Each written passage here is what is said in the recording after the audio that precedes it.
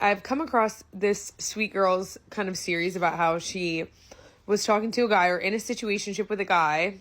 First problem there for multiple months, and he switched up on her, and she's very upset about it. And she kind of like crashed out and sent him a million texts and whatever. And it's like she just like needed a lot of explanation of like what happened, did his feelings change, whatnot. And I'm not judging this girl because I'm pretty sure she's in her early 20s and like we have all been there.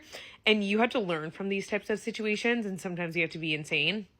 But this is such a good reminder that men do not respond to over communication. Okay. They do not care about your crash out. They don't care about you calling them 100 times. They don't care about your paragraphs.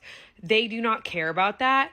Men respond to silence. The only thing that could ever get a man to rethink a decision, kind of rethink his actions towards you or change anything about himself is you walking away and giving him silence. That is the only thing. And I know that's very annoying because it can seem like counterintuitive, right? If you have an issue, you should be able to communicate, which I agree with that too.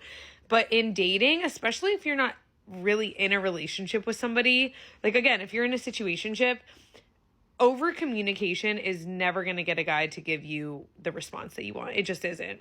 And you're just going to make yourself, more upset and spiral more and more the more you reach out.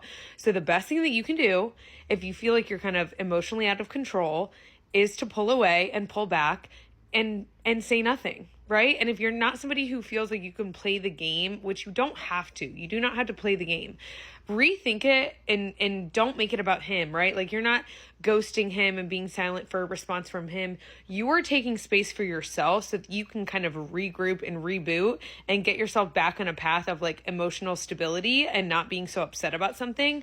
And then hopefully when he comes back, you can have a better conversation about it. Men respond to silence. They do not respond to over explanation and over communication.